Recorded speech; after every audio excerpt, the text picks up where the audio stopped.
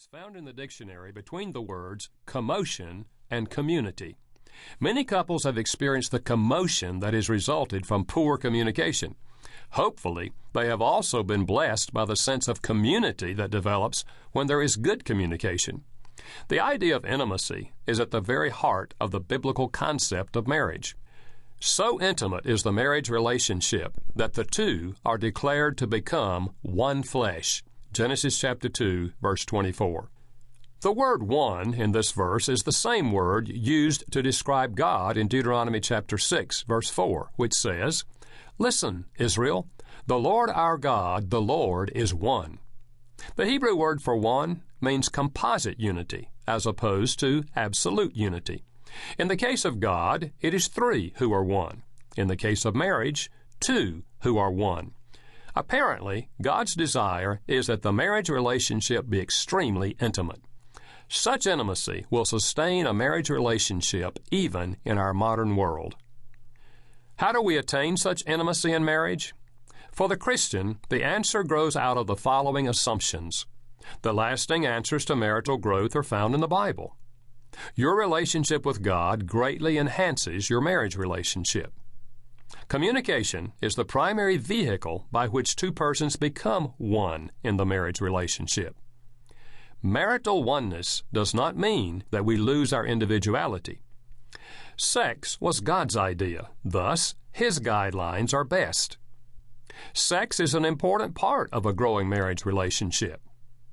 The idea of biblical oneness involves not only sex, but also intellectual, spiritual, emotional, and social oneness. These are the assumptions upon which the material in this volume is based. Perhaps no relationship demands so much Christian discipline as marriage. Often, premarital preparation involves only an informal conversation with a pastor, while the starry-eyed couple makes preparations for the wedding.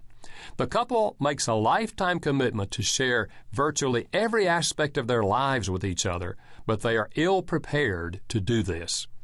Now You're Speaking My Language is concerned particularly with helping Christians understand what the Bible teaches and how it can be applied to everyday married life.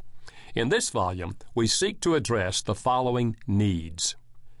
The need for clear, biblically based principles for building a Christian marriage. Seeing that the divorce rate is the highest it has been in the history of our country, it is clear that secular principles have not worked. We are forced to look for a different approach. This book declares that this approach should be biblical. Even among Christians, we have sometimes misinterpreted the Bible by reading our cultural patterns into the biblical text, rather than letting the Bible be the standard whereby we measure our cultural norms. The need for individuality within the marriage relationship. The Scriptures make it very clear that though two become one flesh, we do not lose our individuality. Ultimately, we must face God as individuals. We will each give an account for our own lives, the way we have invested our time, energy, and money, and whether we have had a personal relationship with Jesus Christ and have sought to follow Him. In marriage, we are a team. That team is composed of two individuals, and we must never fail to recognize our individuality. The need to understand that life is more than having a good marriage. The Christian's ultimate call is not the call to develop a good marriage.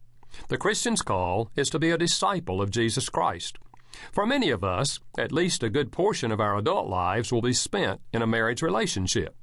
If we follow biblical guidelines for marriage, this relationship can enhance our growth as a disciple of Christ. It can provide for us an opportunity to practice such principles as servanthood and unconditional love. But as Christians, we must remember that marriage is not an end in itself. Individually and as a couple, we are to give ourselves to ministering in our community and around the world. The need to discover biblical principles for handling conflict, anger, and misunderstandings, and to learn skills in applying these principles. This book will deal with questions like, what does the Bible say about anger? How are we to handle the normal conflicts in a marriage relationship? How do we deal with misunderstandings that commonly occur? The need to understand the positive biblical view of human sexuality. In our contemporary sex-saturated society,